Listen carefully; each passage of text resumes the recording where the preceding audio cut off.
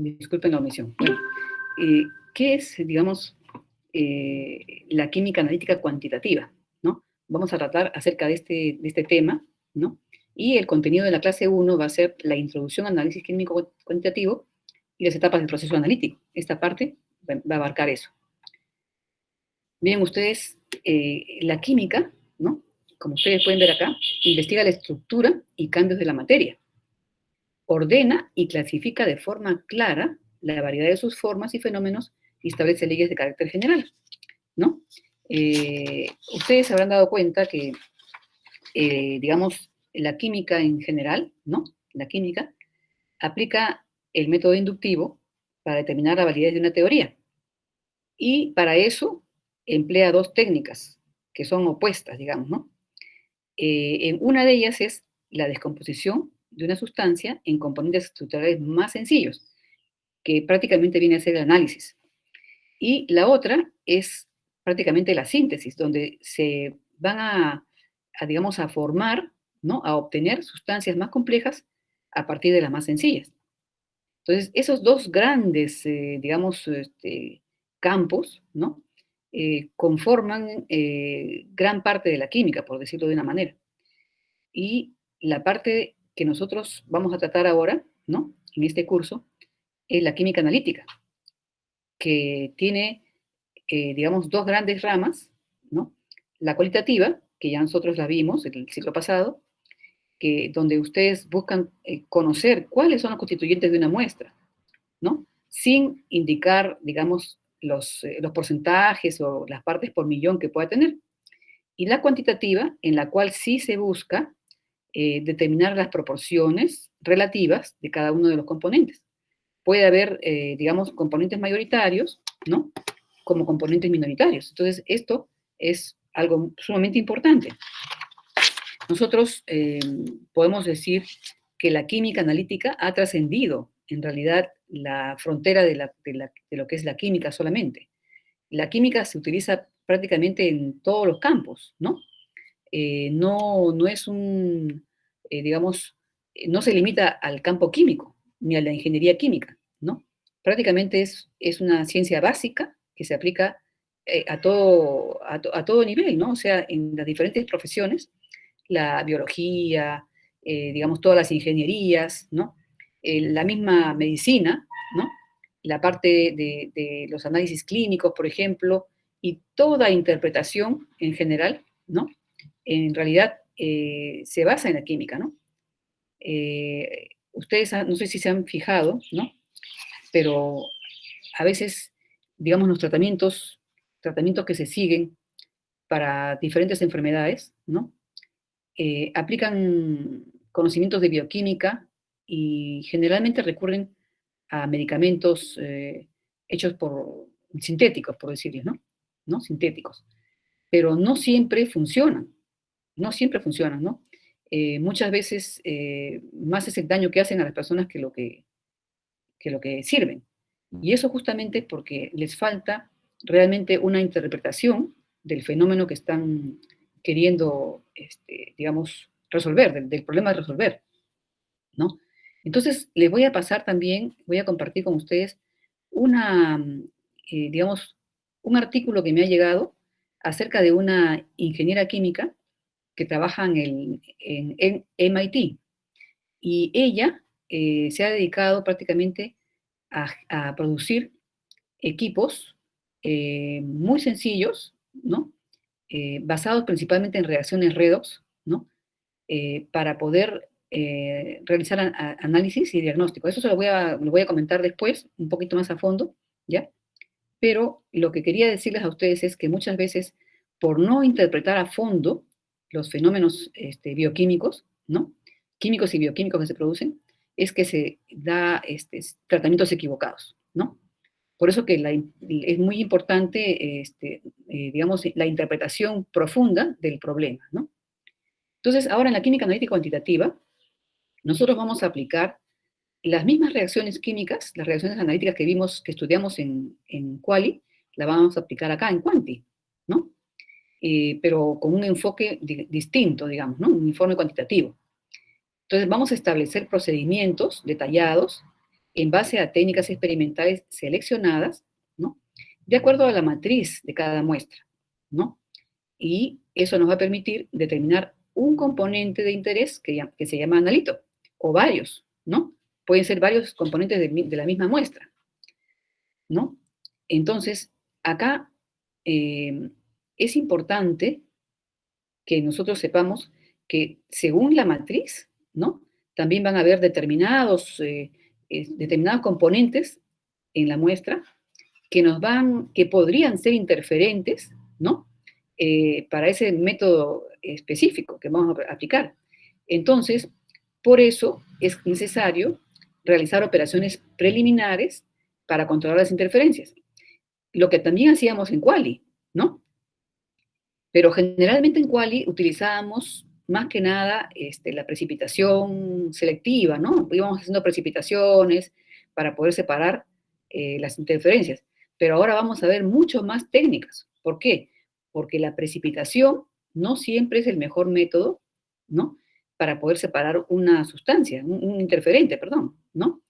Debido a lo siguiente, ustedes cuando precipitan una sustancia, esa sustancia no cae sola, no precipita sola, sino que absorbe o encierra, ¿no? Lo que se llama ocluye, sustancias que nos interesan. Por ejemplo, puede ser el mismo analito que pueda ser atrapado por el precipitado que estamos, digamos, de las interferentes. Y podemos perder el analito, si es una traza, o podemos, digamos, tener un resultado bajo, si no es una traza, ¿no? Entonces, por esa razón, ahora vamos a buscar métodos, vamos digamos, a estudiar técnicas que son más eficientes para poder controlar las interferencias, ¿no? Como la formación de complejos, ¿no? Entonces vamos a ver, lo que nosotros buscamos es que estas interferencias sean controladas de forma tal que no solamente no se pierda el analito, sino que solamente quede el analito, digamos, aislado con algunas de las otras sustancias que puedan no interferir, ¿no? Y que ese analito reaccione solamente con el reactivo que vamos a utilizar, ¿no? Porque ya prácticamente ha sido aislado, ¿no? Eso se tiene que lograr en la medida de lo posible, porque como les digo, todos los métodos tienen su cierta limitación.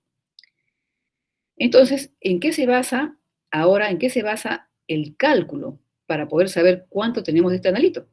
Pues en la estequiometría, porque nosotros, por lo general, vamos a utilizar, digamos, la reacción química, ¿no? Del analito con el reactivo, ¿no? Que esta va a generar un nuevo producto, y ese nuevo producto es el que nosotros vamos a estudiar, ¿no?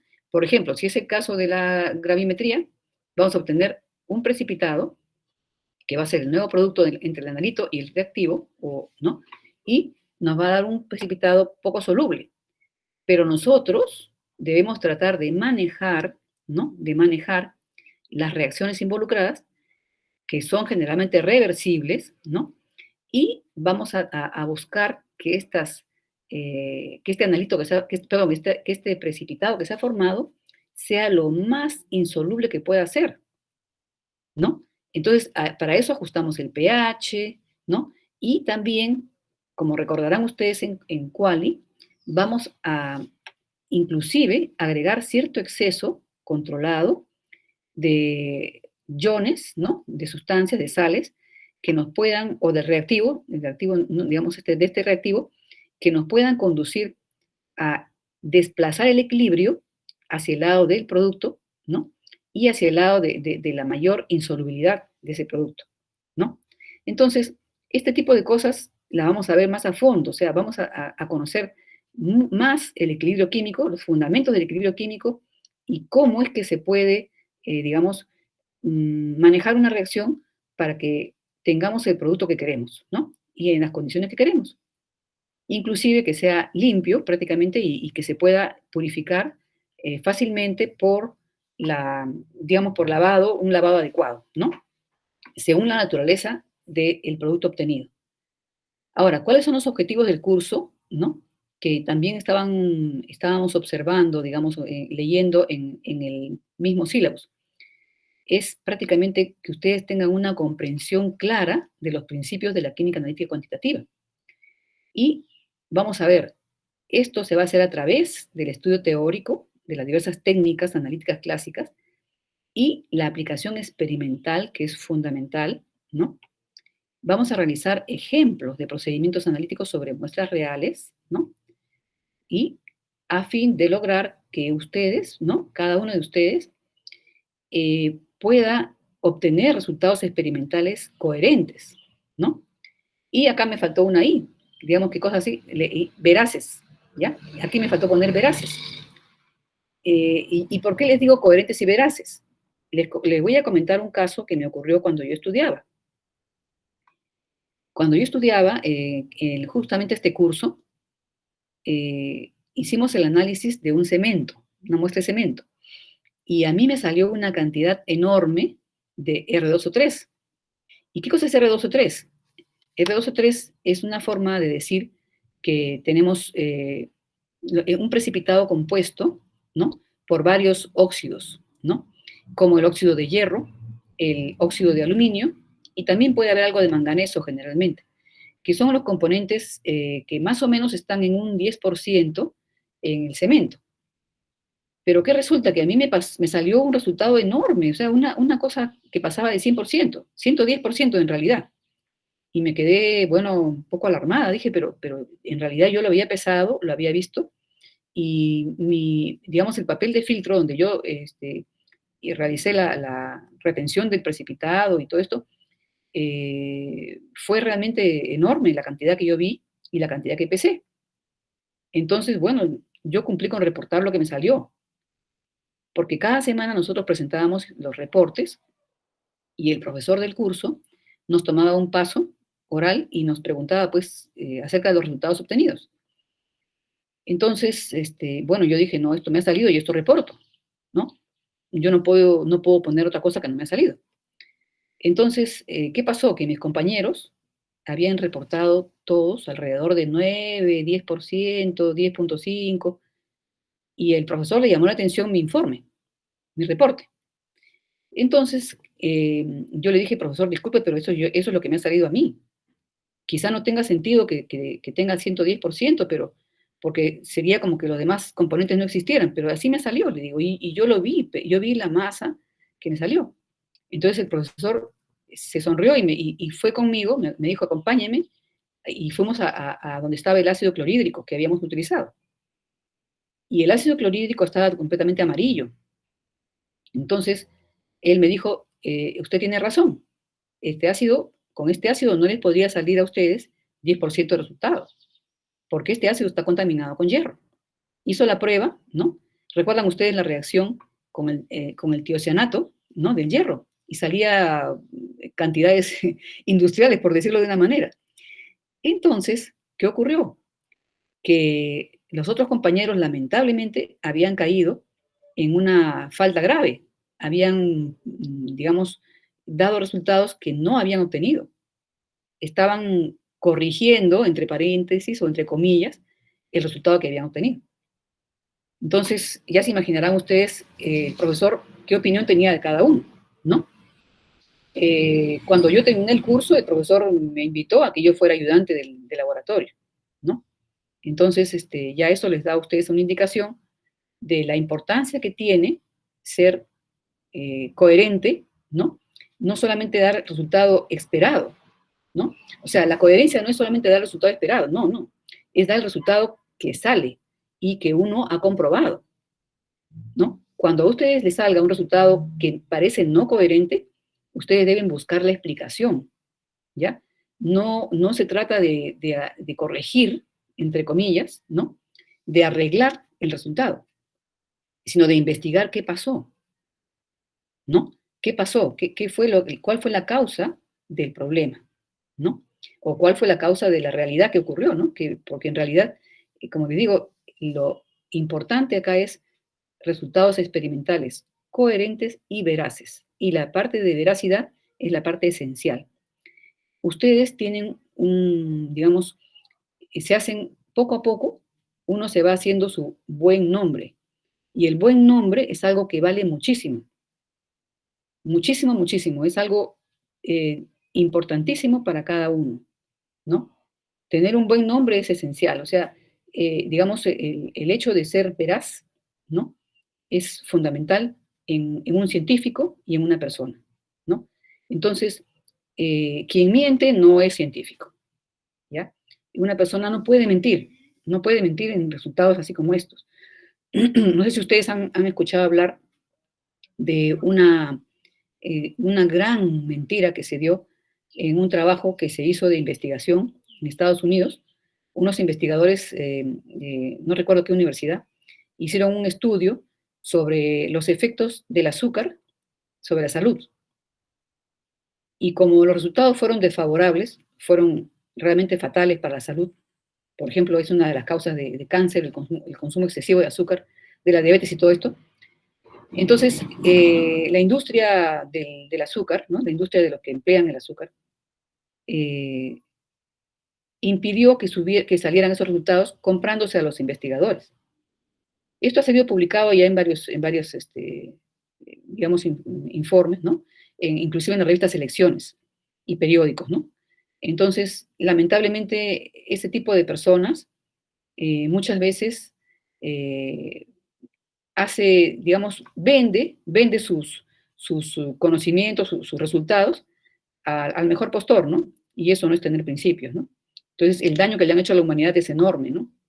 Y lo que hicieron fue decir que lo que hacía daño eran las grasas y no el azúcar. Entonces, cambiando, digamos, siguiendo al número 2, ¿no? Ustedes van a conocer cómo se pueden controlar las interferencias de mejores maneras, de formas más adecuadas, de tal manera que estas interferencias no afecten, ¿no? O afecten al mínimo los resultados finales, ¿no? Del análisis. Que puedan ustedes interpretar, ¿no? Interpretar, expresar y reportar adecuadamente los resultados, ¿no? Por ejemplo, la interpretación no es solamente estadística, la interpretación debe ser química, en primer lugar, ¿ya? Interpretación química. La expresión, ¿no? Debe ser adecuada, ¿no? Y debe, por ejemplo, estar de acuerdo con las, digamos, la precisión, por ejemplo, de los equipos empleados. Ustedes no pueden poner, por ejemplo, 4 o 5 decimales a un resultado si no tiene sentido. Están como si fueran que ustedes hubieran usado una balanza, pues una ultrabalanza, ¿no? Tampoco no es así. Esto debe estar expresando, digamos, el alcance verdadero de su resultado, ¿no? El reporte, ¿no? El reporte en los términos adecuados, ¿no?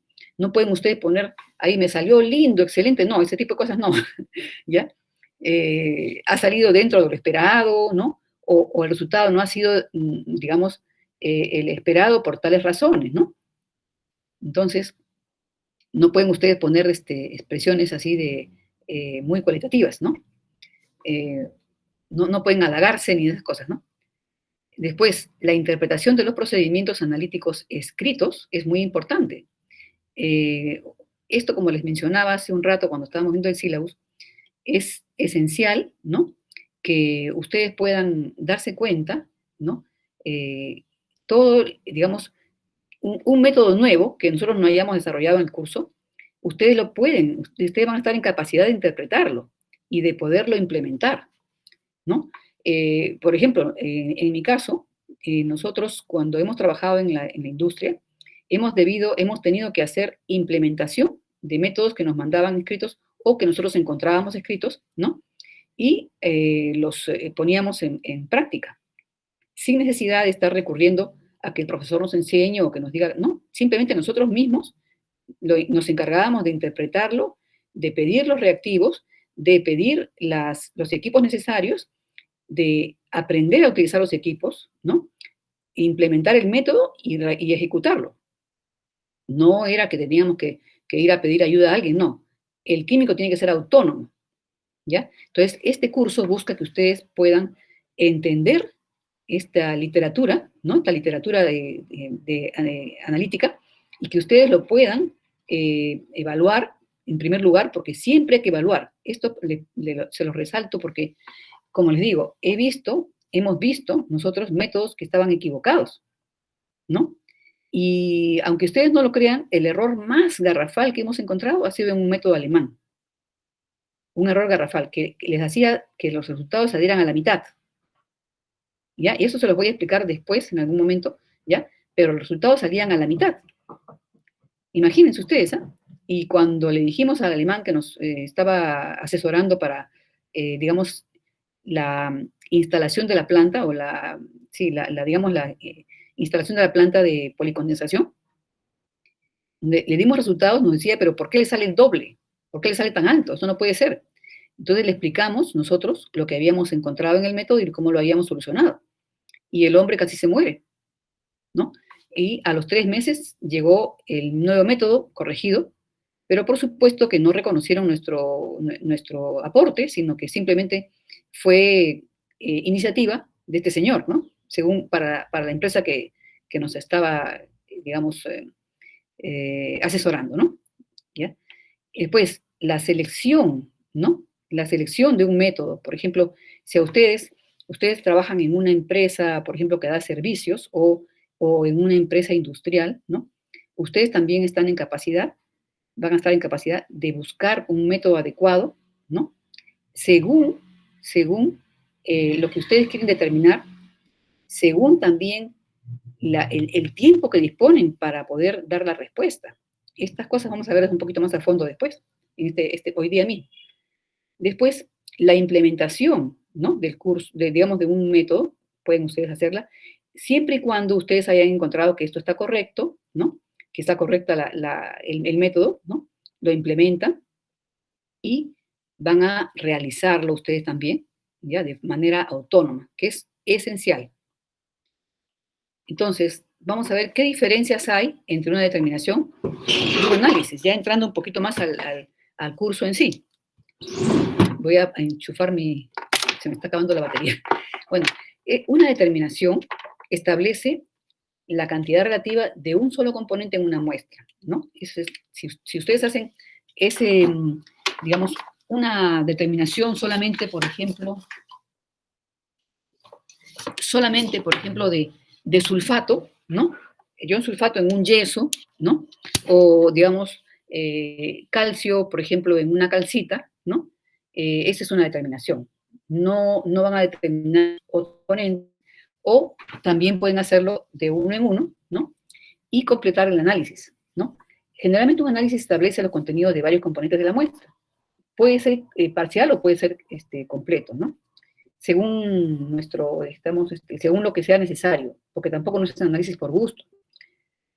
Entonces, ¿qué es importante para realizar un análisis exitoso? ¿No? Es importantísimo ir adquiriendo experiencia, ¿no? Tener práctica en las determinaciones. Inclusive, cada método tiene sus cosas. Hay métodos que pueden ser o sea, aparentemente estar muy bien, pero hacerse mal, ¿no? Hacerse mal. Digamos, deben tener un conocimiento de los fundamentos del método. Eso debe estar bien claro, ¿ya? ¿Por qué? Porque si usted conoce los métodos, el fundamento del método, ¿no? Puede darse cuenta de si un resultado no salió bien, ¿por qué es? ¿A qué se debe? ¿No? Y puede mejorarlo, corregirse, ¿no? Al repetir el análisis lo hace mejor ya, ¿no? Y puede no solamente mejorar su procedimiento, sino también mejorar el método. Ahora, también es esencial conocer la composición general de la sustancia con la que está trabajando. Eso es muy importante. Los otros componentes que pueden estar formando parte de esta muestra, ¿no? Ahora, ¿qué tipo de análisis se realizan generalmente? ¿No? Se puede determinar, por ejemplo, los componentes principales o secundarios, y también hay algunos que son componentes muy, muy pequeños o que se llaman trazas, ¿no? O también puede ser hacer una marcha sistemática, ¿no? O tomar varias porciones de la muestra distintas para poder hacer algunos componentes con una porción y otros componentes en otra, ¿no? O tomar, por ejemplo, hacer una disolución general de la muestra e ir tomando alícuotas que sean adecuadas, ¿no? Según la escala de análisis que tengamos que hacer, o sea, si son componentes principales, componentes secundarios, o parcial, o digamos, o muy muy pequeños. Entonces, también se puede hacer análisis parcial. Si no es necesario hacer el análisis completo de una muestra, se realizan una o más determinaciones, ¿no? Como les mencionaba, ¿no? Un sulfato en un yeso, puede ser, por ejemplo, el contenido de calcio, ¿no? En una dolomita, ¿no? El contenido de magnesio en una dolomita, ¿no? Así. Entonces, ustedes pueden hacer análisis parcial, ¿no? Y análisis completo, o también, por ejemplo, en el caso de un análisis de sangre, ¿no? Si se quiere ver solamente hemoglobina, se hace un hemograma, ¿no? No se hace tantas cosas que se pueden hacer con una muestra de sangre. Análisis completo, por ejemplo, es cuando ustedes requieren conocer todos los componentes de la muestra, ¿no? Para una adecuada caracterización. Por ejemplo, en el caso, como yo les decía, de la bauxita, ¿no? La bauxita que es una, digamos, un hidróxido de aluminio que tiene componentes, aparte del hidróxido de aluminio, que está alrededor del 59, 60%, 58%, tiene otros componentes como hierro, ¿no? Óxido de hierro, dióxido de titanio, sílice, ¿no? Esos componentes también es importante determinarlos. ¿Por qué? Porque cuando se hace la producción, ¿no? Cuando se hace la producción, todos los cálculos para la producción también son estequiométricos, ¿no? Son estequiométricos también, que en química analítica, cuando se está haciendo un proceso productivo, se utiliza la estequiometría, ¿ya? Y entonces es necesario conocer cuánto tenemos digamos, por kilogramo o por tonelada de este mineral, cuánto tenemos del ingrediente perdón, de la sustancia que nos interesa, ¿no? ¿Ya? Y además también, ¿qué tanto más consume del ácido sulfúrico, por ejemplo, para producir sulfato de aluminio?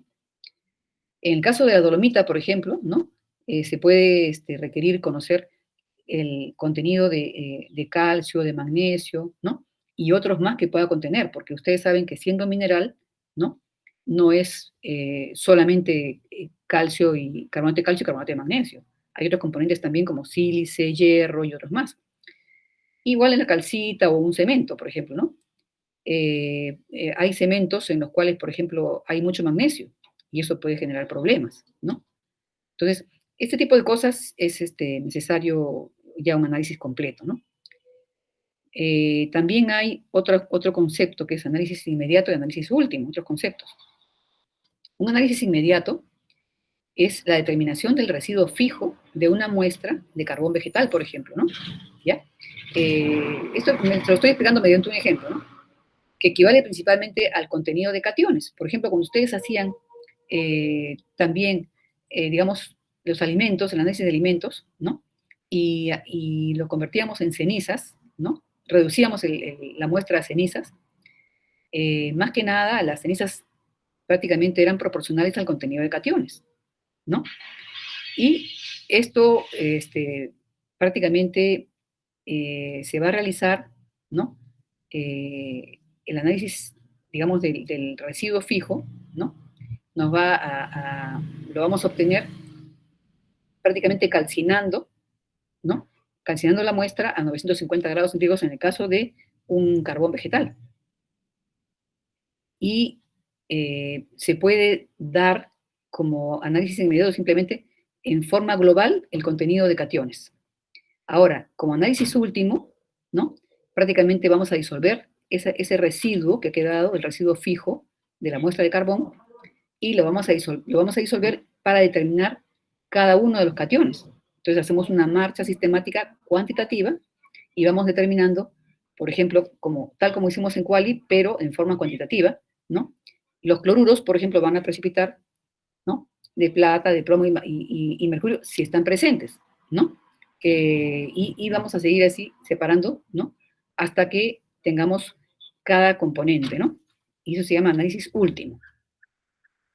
Ahora, esta parte es sumamente importante, el proceso analítico. Voy a cerrar la puerta en mi cuarto un ratito.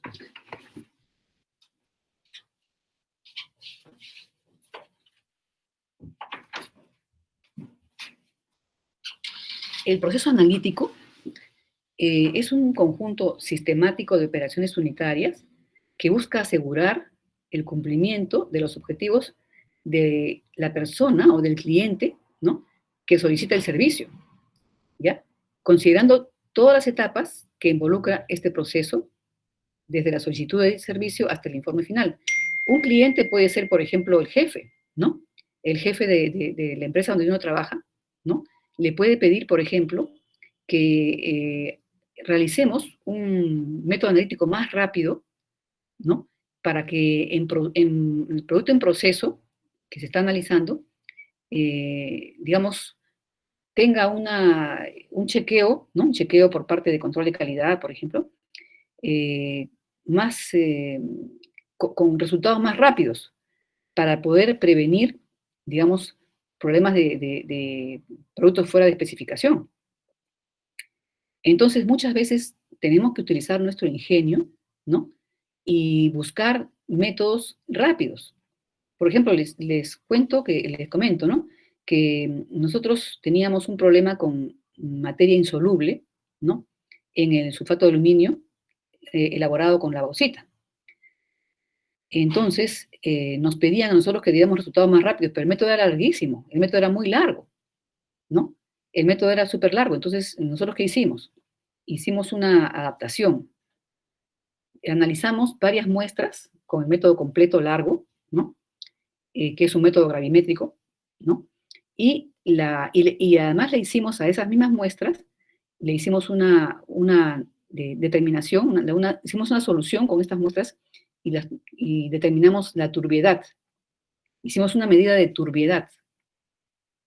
Entonces, la diluíamos a un porcentaje determinado, ¿no? Y le tomábamos la turbiedad, porque teníamos un turbidímetro. Entonces, hicimos una correlación entre la cantidad, ¿no?, digamos, la lectura de turbiedad versus el porcentaje de insolubles que tenía la muestra, ¿no? Evidentemente tenía que ser diluida. Y nos resultó muy, muy práctico. Entonces, ¿qué hacíamos? Cuando llegaba la muestra, o la traíamos nosotros, ¿no?, la muestra al laboratorio, inmediatamente teníamos ya preparado el tubo en el cual íbamos a hacer la dilución. Teníamos ya medida el agua, todo. Tomábamos un peso determinado de este producto, lo diluíamos en esta muestra, en esa agua, en ese volumen de agua, e inmediatamente lo leíamos en el turbidímetro. Lo mirábamos en la curva que habíamos hecho y sacábamos el porcentaje de insolubles en la muestra original. Entonces, ese tipo de cosas, por ejemplo, son muy importantes, ¿no? Nuestro jefe nos pedía que hiciéramos este tipo de trabajo. ¿Por qué? Porque teníamos que despachar rápido, teníamos que despachar el producto, y mientras nosotros hacíamos el análisis se pasaba pues el tiempo y no se podía llenar el tanque. Entonces, ese tipo de cosas es importante que ustedes vean, ¿no? Por eso es que es necesario conocer varias técnicas, ¿no? Muchas técnicas. Entonces, es necesario que podamos garantizar la calidad de los resultados obtenidos. O sea, nosotros hicimos un estudio, por ejemplo, ¿no? Como les digo, para poder determinar de la mejor manera, ¿no?, esa correlación que había entre ese método y el otro. Es importante que en cuanto a un proceso analítico, ¿no?, eh, tengamos una muestra representativa, ¿no?, con respecto digamos, a la población que estamos representando. Pues, supóngase que sea un lote de materia prima, y ese lote de materia prima sea muy heterogéneo, ¿no? ¿Cómo es que se asegura que la muestra sea representativa de todo ese lote, ¿no? Si es que nosotros vamos a participar en el muestreo. Luego, el cumplimiento de los objetivos de la persona que solicita, del cliente. En el caso que les comentaba, el jefe se quedó muy contento, porque nosotros cumplimos con entregar resultados rápidos, ¿no? Y también confiables, porque habíamos comprobado, nosotros habíamos hecho varias determinaciones, ¿no?, por duplicado de cada, digamos, de cada valor de nuestra curva, ¿no? Ahora, tenemos que garantizar también que la persona que pide el análisis, ¿no?, en base a los resultados que nosotros le damos, pueda tomar decisiones acertadas, ¿no? Entonces, por eso nuestros resultados tienen que ser veraces y tienen que ser garantizados, ¿no? Y esto en función de la interpretación adecuada de los resultados, ¿no? Por ejemplo, si se tratara de un análisis clínico, ¿no? Que el médico, ¿no? Pueda tomar, digamos, hacer un tratamiento adecuado, ¿no? Para de acuerdo con los resultados obtenidos, ¿no? Nosotros tenemos si nos sale el resultado, pues, no esperado, debemos confirmarlo, ¿no? Y tenemos que lograr estos propósitos, ¿no? Para lograr estos propósitos es esencial aplicar criterios químicos y consideraciones estadísticas, ¿no? Entonces ahora vamos a ir viendo cuáles son las etapas del proceso analítico. Miren ustedes, acá tenemos que definir el problema. ¿Qué quiere decir esto? Interpretar adecuadamente qué cosa es lo que el cliente quiere, ¿no? Qué cosa es lo que él necesita y qué podemos nosotros hacer. Eso es lo que nosotros tenemos que definir, ¿no? Es tener claro el problema, mejor dicho, ¿ya? Por ejemplo, si ustedes ahora se dan cuenta, en este caso de la pandemia, ¿no? Cuando se ha iniciado la pandemia, había mucha incertidumbre, no se sabía qué hacer, no se sabía cuál era realmente el problema, ¿no? Y, y las soluciones que se daban no funcionaban, ¿no? ¿Cuánta gente ha muerto? Porque no se sabía cuál era realmente el problema, ¿no? Entonces, por esa razón es que esta etapa es súper crítica. Ahora que ya hay más médicos y más científicos que están, digamos, interpretando mejor este problema, esta famosa COVID, ¿no? O la famosa, los efectos que produce este virus, ¿no? Es que se está enfrentando mejor el asunto, ¿no? Entonces, si ustedes se dan cuenta, este caso nos ilustra muy bien la importancia de definir el problema. Si ustedes, por ejemplo, no diagnostican algo correctamente, no lo pueden tratar, ¿no? Es como que la persona, por ejemplo, le dicen que tiene una enfermedad A, cuando en realidad no es así, ¿no? Le dan los medicamentos para esa enfermedad y de nada le sirve, más bien lo agravan. Entonces, igual también es en el caso de los químicos, ¿no? Tenemos que definir bien, interpretar bien la parte esencial, que es la parte uno, ¿no? ¿No? La parte, digamos, la primera etapa. En función de esta interpretación, ¿no? Es que vamos a seleccionar el o los métodos analíticos, ¿no? Como le decía, en el caso del problema del COVID, ¿no? Se va a seleccionar el tratamiento adecuado según este problema, ¿no? Específico y bien interpretado. Entonces, ahora, la selección de un método analítico requiere experiencia, esto lo vamos a ver después con más detalle. La muestra representativa, esta muestra es sumamente importante. De nada nos serviría a nosotros hacer un análisis de lo mejor, ¿no? Con las mejores técnicas y todo, si la muestra no está bien tomada. Por ejemplo, les doy un caso, ¿no? Vamos a decir que un caso que me ocurrió también, ¿no? Me dieron un método, un procedimiento para que yo implemente para analizar una muestra de boro, ¿no? Una muestra mineral de boro natrocalcita, que es un mineral que hay en Arequipa en abundancia. Entonces, el profesor me dio el método, yo lo implementé y saqué resultados más o menos 28%. Entonces, ¿qué ocurrió? Que el profesor se quedó un poco preocupado porque el resultado que él esperaba era alrededor de 40%, un poco más de 40%.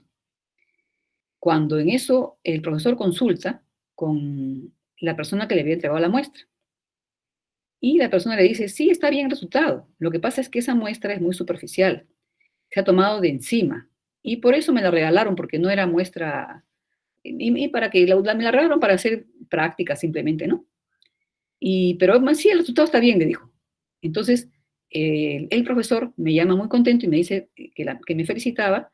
¿Por qué? Porque la muestra tenía ese contenido, ¿no? Entonces, como ustedes pueden ver, no siempre lo esperado, como les repetía, les repito nuevamente, no siempre lo esperado es lo correcto. Por eso es importante ser honesto, ¿no? Ser honesto y decir lo que a uno le sale. ¿Por qué? Yo no sabía en ese momento qué cosa es lo que esperaba el profesor, porque en realidad yo no había tenido tiempo de buscar en la literatura, ¿no? Cuánto se esperaba de esa muestra, de cuánto es lo típico de una boronatrocalcita.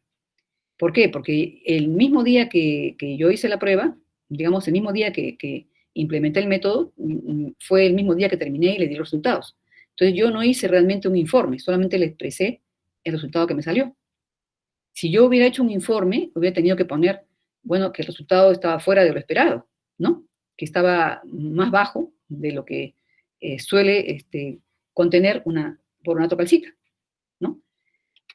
Entonces, como les digo, la muestra es esencial, la representatividad de la muestra es esencial. Entonces, ahora, la preparación de la muestra también es importantísima, porque la muestra no se coloca tal cual está, ¿no?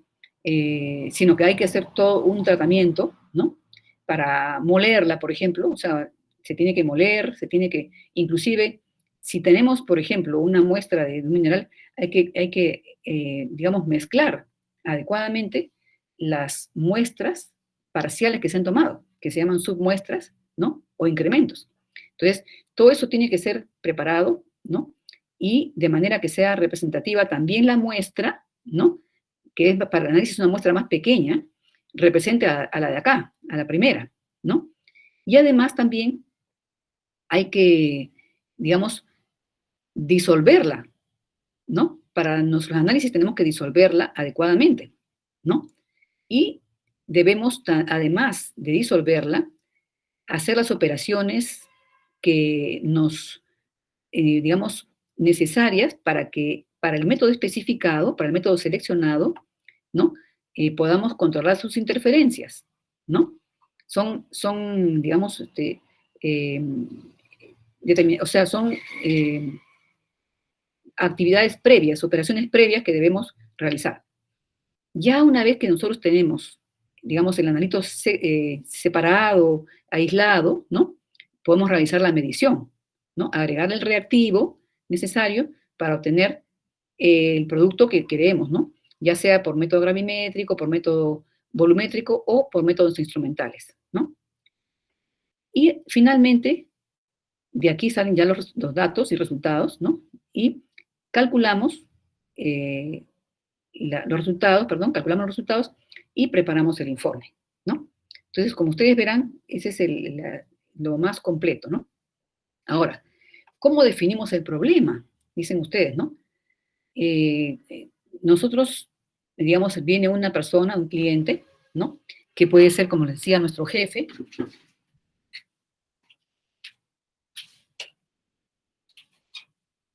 que puede ser nuestro jefe, ¿no? O si trabajamos en un laboratorio de servicios, puede ser un cliente X, ¿no?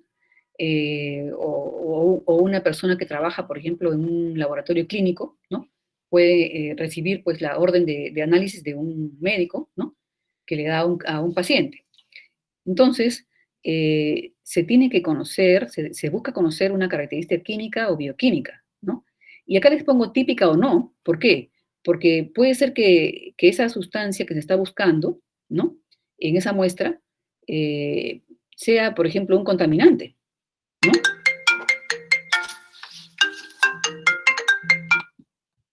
Sea un contaminante, ¿no? Ese contaminante es prácticamente algo que no es típico de la muestra, ¿no? Y eso les va a permitir tomar decisiones importantes, ¿no? Y que sean dentro de un tiempo razonable, porque también, digamos, les comento un caso para que ustedes tengan idea, ¿no? De qué cosas pasan, ¿no? Porque siempre con casos prácticos y reales, ¿no? Se puede entender muchos conceptos mejor. Entonces, nosotros importábamos hidróxido de aluminio, ¿no? De diferentes países y lo más económico resultó siendo de la China y también otro que se traía de Turquía. Entonces, en un embarque que vino de la China, durante el embarque, o mejor dicho, a la hora de embarcar y de cargar la mercadería, cometieron un error grave. Habían colocado cajas con parafina encima de las bolsas, de los supersacos de hidróxido de aluminio. Entonces, ¿qué ocurre? Durante la travesía, hay, digamos, cambios de temperatura muchas veces, y también digamos, el movimiento del mar hace que muchas veces los empaques de la mercadería se puedan romper. Entonces, ¿qué ocurrió? Que parte de la parafina, ¿no?, que habían colocado encima de los supersacos de 1 tonelada de hidróxido de aluminio, se rompieron, ¿no? Se rompieron, y la parafina, digamos, con la fricción que había por el movimiento del mar, se fue fundiendo parcialmente, ¿ya? Y lamentablemente llegó a penetrar en algunos supersacos de hidróxido de aluminio. Entonces, a la hora que llegó la mercadería, ¿no?, la parafina la habían retirado, ¿no?, y la habían puesto a otro lado, le habían dado al cliente que le correspondía, y a nosotros nos enviaron el hidróxido de aluminio. Entonces, cuando nosotros no muestreamos 100%, ¿no? Tomamos algunas muestras del lote, y no nos dimos cuenta de lo que había pasado, porque la parafina es incolora, ¿no? Y tampoco no revisábamos todas las bolsas, pues, ¿no? Evidentemente. Pero ¿qué pasó? Que a la hora de llegar a producción, en producción, eh, notaron algo raro, pero no le dieron importancia porque nunca se hubieran imaginado que podría haber parafina, pues, en estas bolsas. Y cuando la abren, encontraron algo raro, ¿no? Sacaron un poco, pero bueno, el resto se quedó ahí lamentablemente, ¿no? Y cuando hicieron la carga, la primera carga, con este producto, con esta materia prima, salió una carga extraña. Entonces, nosotros la revisamos y también vimos que algo tenía extraño, que en lugar de ser una solución transparente, como siempre se obtenía el sulfato de aluminio tipo A, ¿no?, que es blanco, resultaba que la solución era opaca, turbia. Entonces, comunicamos que algo extraño estaba ocurriendo, ¿no? Entonces, la gente de producción no quería parar el proceso, pero nosotros le dijimos que pararan, ¿no?, que tenían que parar. Y lamentablemente produjeron 2 cargas más, ¿no? Entonces, se dan ustedes cuenta que nosotros les habíamos comunicado, pero a veces, por no parar la producción, no se toman las decisiones esenciales, ¿no?, fundamentales y eficaces, ¿no?, para poder evitar que haya 3 cargas deficientes. Esas cargas no se podían utilizar para nada. El producto, el sulfato de aluminio, debe ser soluble en el agua y formar un precipitado, ¿no?, a la hora que se utiliza como coagulante floculante, pero no puede generar turbiedad en el agua, ¿no? Entonces, ese tipo de cosas a veces no se hace el caso, digamos, necesario, y no se toman las decisiones eficaces y oportunas, ¿no? Pero se dan cuenta ustedes qué importante es definir bien el problema. Acá tenemos, acá en el segundo acápite, la comunicación, ¿no?, en un lenguaje comprensible para el cliente es muy importante, ¿no? Hay que saber cuáles son los requisitos, qué cosa es lo que él necesita realmente, ¿no? Por ejemplo, el tiempo de entrega de resultados, como les decía, hay momentos en los cuales, o hay situaciones en las cuales el resultado debe ser rapidísimo, y el método de que se dispone no es el adecuado para resultados rápidos. Entonces hay que buscar alternativas. Por ejemplo, ¿cuáles son los valores que espera obtener? ¿No? ¿Qué especificaciones se debe cumplir, por ejemplo, en ese producto? ¿No? Entonces, eso nos da el rango de trabajo también, ¿no? Y saber cuando hacemos un análisis si estamos dentro o no estamos dentro de la especificación. Y hay que saber acá que hay especificaciones de proceso también, o sea, no solamente de producto terminado, sino de proceso, de cómo debe ir el producto intermedio, por ejemplo, ¿no? ¿Qué valores debe tener el producto intermedio? ¿Qué rango de valores, ¿no? ¿Qué cosas se espera, ¿no?, acerca de las muestras? Por ejemplo, si ustedes tienen un analito, ¿no? Por ejemplo, supónganse que sea aluminio, que sea hierro, ¿no? ¿Qué cosa es lo que se quiere determinar y en qué muestra? ¿En qué tipo de muestra? No es lo mismo un análisis en una muestra orgánica que en una muestra inorgánica, ¿no? Y cada muestra tiene su forma de ser tratada, de ser, digamos, disuelta o según el método que se vaya a emplear, ¿no? ¿Qué características tiene la matriz? O sea, tiene la muestra. ¿Qué otros componentes tiene, ¿no? En qué se disuelve la muestra, cómo se comporta, cuáles son sus propiedades, ¿no? ¿Qué otros componentes podrían estar presentes en la muestra? Eso es importantísimo, pues, ¿no? Si son mayoritarios o minoritarios, ¿no? Según el origen y la naturaleza, ¿no? De la muestra. Si el analito es un contaminante, por ejemplo, o un componente principal o minoritario de la muestra. Eso es esencial, porque ahí ustedes van a ver de qué forma se puede analizar. Por ejemplo, en Sedapal, ¿no? Para determinar el contenido de arsénico, que es un contaminante crítico, ¿no? Pero que está a nivel de trazas, ¿no? Se busca garantizar la calidad del resultado haciendo una concentración del agua. Por ejemplo, se toma 1 litro de agua, o medio litro de agua, perdón, y se concentra a 100 mililitros, o sea, 5 veces el volumen, se reduce 5 veces el volumen para poder tener un dato, un resultado mejor, más confiable, ¿no? Entonces, porque digamos que los métodos para arsénico no son tan sensibles, entonces se busca eso, ¿no? Se busca mejorar esa, digamos, esa respuesta, ¿no? Entonces, en base a esta información, se va a buscar, ¿no? Un procedimiento analítico adecuado para poder controlar las interferencias, ¿no? Y que sea a la escala correcta, ¿no? Porque si es un componente mayor, un componente menor, eso también es importantísimo. Y que los resultados puedan ser coherentes y confiables, ¿no? Entonces, seguimos con la parte de definición del problema y vamos a ver acá qué tan exactos y precisos deben ser los resultados. Eso es importantísimo, ¿no? Porque si ustedes tienen, por ejemplo, muestra de agua de un río, ¿no? El río va cambiando en realidad su composición, no es que el río sea, pues, todo el día tenga la misma composición de hierro, todo el día tenga la misma composición de arsénico, qué sé yo, ¿no? No es así. El río va cambiando, el río es totalmente, digamos, puede estar en un rango, ¿no? Los resultados, pero no en valores puntuales. Entonces, muchas veces, ustedes han escuchado hablar de los kits analíticos. Hay unos pequeños kits, ¿no? Que son, digamos, muy prácticos, ¿no? Que utilizan muchas veces métodos colorimétricos, ¿no? Y que dan resultados muy rápidos y que no se requiere llevar la muestra al laboratorio, ¿no? Que para la forma, digamos, de la muestra, el comportamiento de la muestra que va cambiando, ¿no? Puede ser suficiente hacerlo con esto, ¿no? Y después, de repente, tomar un compósito y ese compósito y sí llevarlo al laboratorio, ¿no? Entonces, ese tipo de cosas para resultados rápidos, ¿no? Puede ser muy, muy práctico. Después, es importante saber cuánto dinero se dispone para hacer este tipo de análisis, ¿no?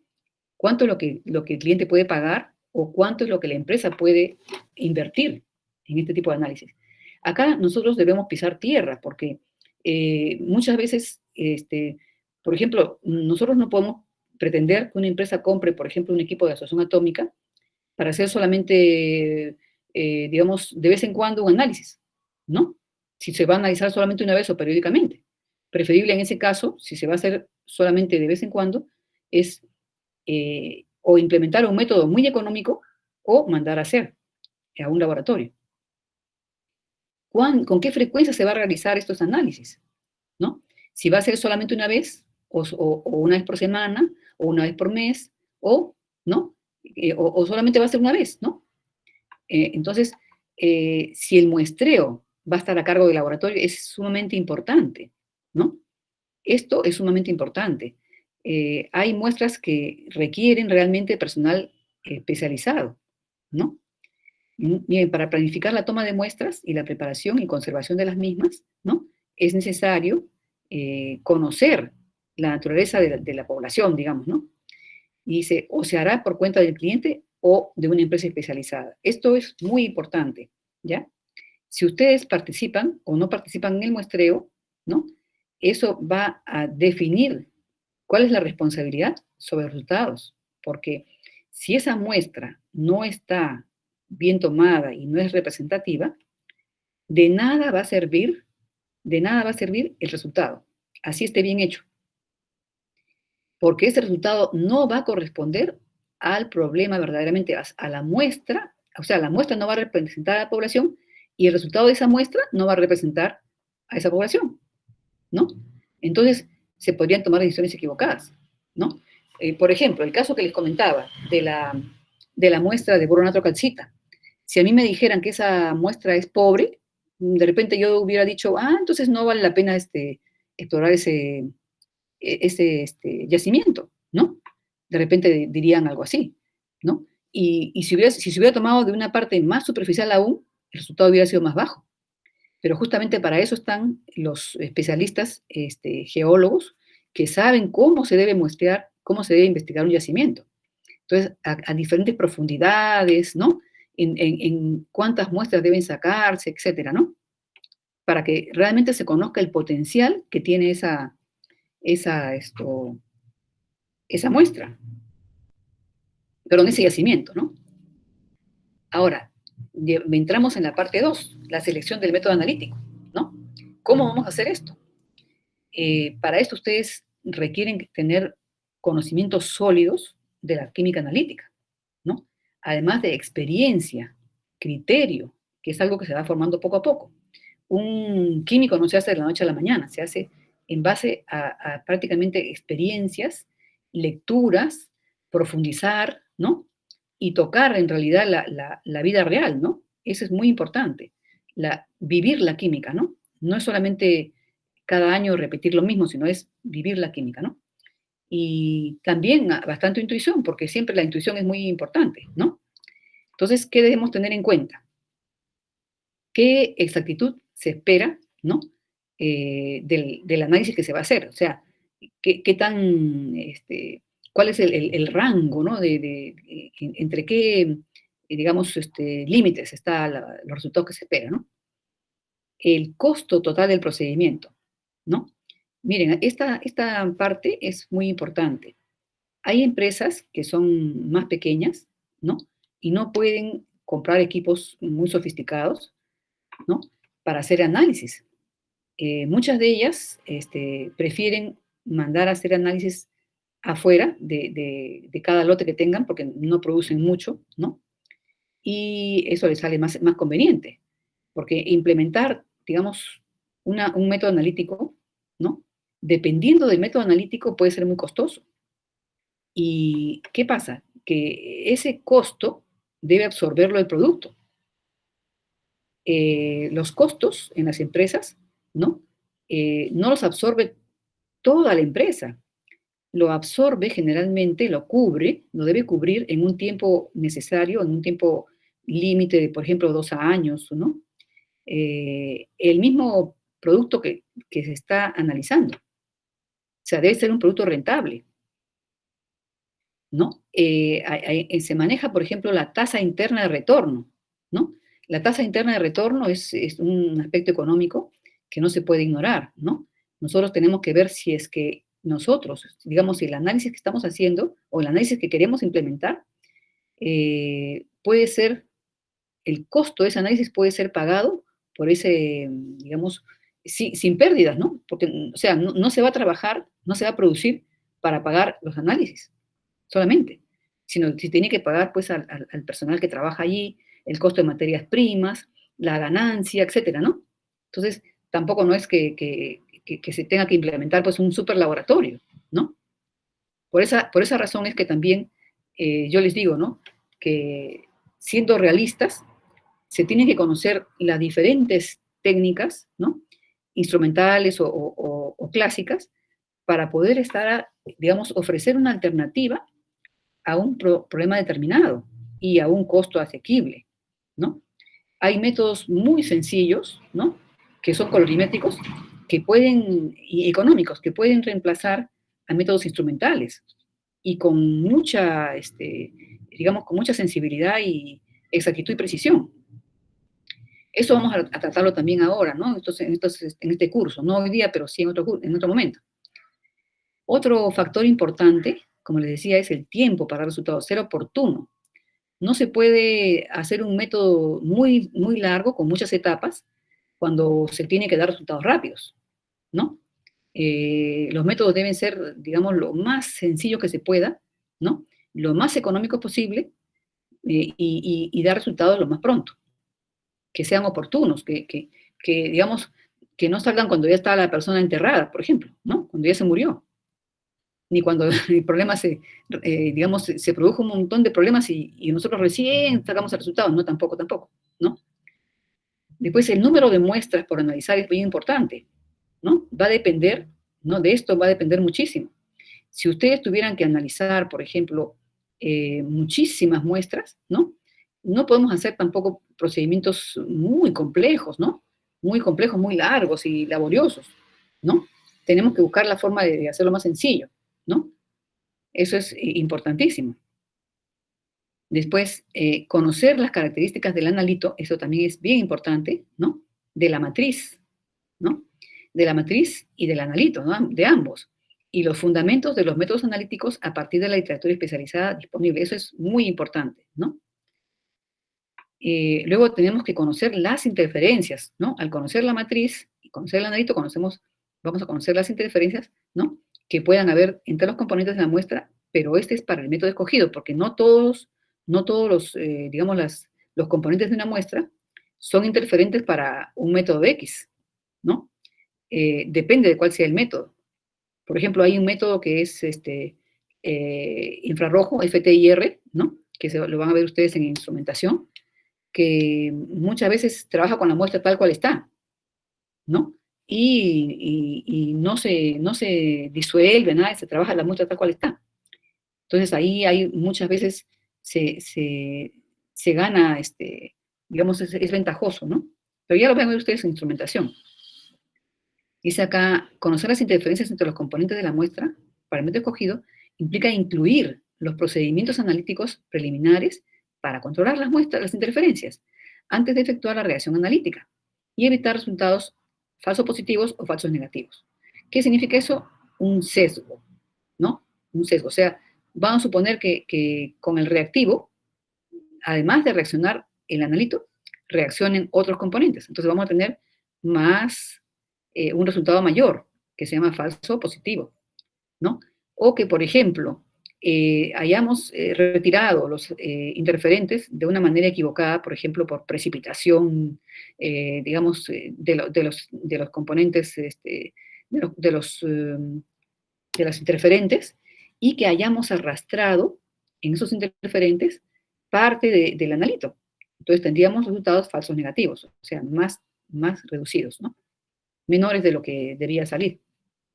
Entonces ahí vamos a hacer como un resumen, ¿no? De lo que hemos visto con respecto a la selección del método analítico. Entonces, es importante tener en cuenta la escala del análisis, que la vamos a ver ahora, ¿no? La cantidad de muestra disponible. Esto es muy importante porque muchas veces la cantidad de muestra puede ser súper pequeña, ¿no? Entonces, no se puede hacer un método, por ejemplo, no se puede escoger una titulación, ¿no? Cuando la muestra es súper pequeña, ¿no? Eso también es importantísimo. Conocer los constituyentes presentes, ¿no? Los posibles interferentes y sus proporciones relativas es esencial, ¿no? Porque de esto va a depender también, pues, de la selección del método, ¿no? Evidentemente. El costo y la disponibilidad de los reactivos, porque a veces también hay este problema de que nosotros tenemos reactivos para un método analítico y no se encuentran estos reactivos en el mercado, ¿no? Entonces, ese también es otro detalle, ¿no? El grado de dificultad del método, sobre todo cuando tenemos que entregar resultados pronto o cuando tenemos que hacer muchísimas muestras, ¿no? Los instrumentos disponibles, ¿no? Si nosotros no tenemos, digamos, equipamiento instrumental, necesitamos hacer análisis clásico, ¿no? O realmente qué instrumentos requerimos o qué tenemos disponibles. De eso también va a depender, porque tampoco para hacer un análisis una vez no vamos a comprar instrumentos, ¿no? Lo que tenemos que hacer es ver qué podemos hacer con lo que tenemos, ¿no? Después, la frecuencia de las operaciones. Eso también es esencial, como habíamos visto, ¿no? el tiempo disponible para dar resultados es vital, ¿no? Entonces, estas cosas son sumamente importantes. Ahora, con respecto a la escala del análisis, ¿no? Vamos a tener la escala macro, que es lo que nosotros vamos a hacer en este curso, desde 0,1 gramos a más, ese es lo que vamos a utilizar nosotros, ¿no? La mayoría de nuestras muestras van a estar, y patrones también, van a estar en este orden, 0,1, 0,15, 0,5, ¿no? En ese orden. El semimicro, que recuerdan ustedes que hemos visto nosotros en Quali, semimicroanálisis cualitativo, pero este también se puede hacer semimicro cuantitativo. El micro, como ustedes pueden ver acá, es menor que 0,001 gramos, ¿no? Hasta más o menos llegar al 0,01, que es el límite con el semimicro. Y también hay métodos, ¿no? O técnicas de ultramicro o submicro análisis. Menores que, miren, la muestra, ¿no? Va a ser menor que 0,001 gramos. Y como ustedes comprenderán, aquí, en este caso, se requiere un tipo de balanza especial, ¿no? Le voy a compartir también a ustedes, aparte de los que hemos compartido en el grupo de laboratorio, consideraciones acerca de las balanzas. Por ejemplo, este peso, ¿no? ¿Qué error tendría este peso en una balanza analítica convencional de las que tenemos en la universidad? Que son de prácticamente un decimal más de acá, o sea, 10 milésimo de gramo, ¿no? ¿Qué error tendríamos si pesáramos este orden de muestras? Entonces, ahí lo vamos a poder ver, ustedes lo van a poder ver. Les voy a pasar la información y nos vamos a dar un tiempecito para explicarla, ¿no? Entonces, hay casos acá en los que se dispone de cantidades muy pequeñas de muestras, ¿no? Por ejemplo, en criminalística, imagínense ustedes las muestras que se pueden obtener, a veces un pelito, ¿no? Un cabellito. Investigaciones arqueológicas, imagínense ustedes, tampoco no vamos a estar sacándonos un tremendo bloque, parte de la pared, tenemos que sacar un poquitito nada más para no malograr toda digamos, los restos arqueológicos. Obras de arte, ¿no? No vamos a destruir la obra de arte por analizarla, preferible entonces no analizarla, ¿no? Minerales raros, por ejemplo, ¿no? Miren ustedes esto. Material biológico, para análisis clínico, a nadie le van a sacar un litro de sangre, por ejemplo, ¿no? Se saca pequeñas cantidades, se saca gotitas de sangre, ¿no? Productos de corrosión, ¿no? Que también son pequeños. Y así muchas cosas que, inclusive muchas veces hasta se dispone de pocas muestras de agua, ¿no? Que se traen digamos, de otros sitios. Entonces, para estos casos, ¿no? Se van desarrollando técnicas que permitan analizar muestras cada vez más pequeñitas. Y no solamente eso, sino que se pueden determinar componentes en trazas mediante ensayos destructivos y también no destructivos. Y hay muchas cosas importantes e interesantes que están basadas en principios de la química verde que aplican la microfluídica, ¿no? Y una serie y la microelectrónica, ¿no? Por ejemplo, hay un artículo que les voy a pasar que se llama Lab on a Chip, ¿no? Son laboratorios, mini laboratorios prácticamente, ¿no? Equipos muy pequeñitos que pueden ser capaces de hacer análisis realmente confiables, ¿no? A escalas mínimas. Entonces, ese tipo de equipos, ¿no? Que prácticamente permiten trabajar con muestras muy pequeñas y no solamente pequeñas en las muestras, sino también la cantidad digamos, de consumibles es mínima. Entonces, por eso que son sostenibles, ¿no? Y justamente el artículo que les mencionaba también se refiere un poco a eso, ¿no? Entonces, les voy a dar ese tipo de lecturas, ¿no? Para que ustedes puedan, digamos, tener un poco más de conocimiento, ¿no? Un poco más de criterio y vean ustedes la importancia que tiene todo esto. Entonces, es importante ver si es que en la literatura química, para ese analito, ¿no? En esa matriz específica hay un método disponible, ¿no? Entonces, esto es importante porque si no hay un método para ese analito en esa matriz, hay que adecuar un método, ¿no? Entonces, esta necesidad de adecuar un método hace más importante que ustedes conozcan de qué manera se puede adecuar un método, ¿no? ¿Bien? Al desarrollar un nuevo método o al realizar un cambio sustancial en un procedimiento analítico, es necesario probar que es adecuado mediante su comprobación o validación. Esto también es una cosa muy importante, ¿no? Que inclusive está normado, ¿no? Normalizado, y requiere de repeticiones, ¿no? Un cierto número de repeticiones y hacer otro tipo de, digamos, eh, este, digamos, valoración de lo obtenido, ¿no? Entonces, para validar un método se debe definir claramente lo que representan las mediciones, indicando los límites de detección, ¿no? Y mencionar el margen de exactitud de las determinaciones, ¿no? Entonces, esto de indicar los límites de detección, ¿no? Es sumamente importante. Por ejemplo, acá yo les digo, ¿no? Algo que a veces digamos, se comete el error, ¿no? De hablar inadecuadamente, ¿no? Por ejemplo, dice, si ustedes dicen que un resultado les ha salido cero o que no hay nada, es, digamos, una forma de hablar equivocada, ¿no? Se dice, es inferior al límite de detección, ¿no? El cual depende del método o el método aplicado y del instrumento de medición. Entonces, esto es importante tenerlo en cuenta. Cuando ustedes vean, digamos, reportes, ¿no? O informes de laboratorios acreditados, ustedes no van a decir, no van a encontrar cero como resultado o ausente, no, eso es incorrecto. Les van a decir que es menor que el límite de detección, ¿no? ¿Por qué?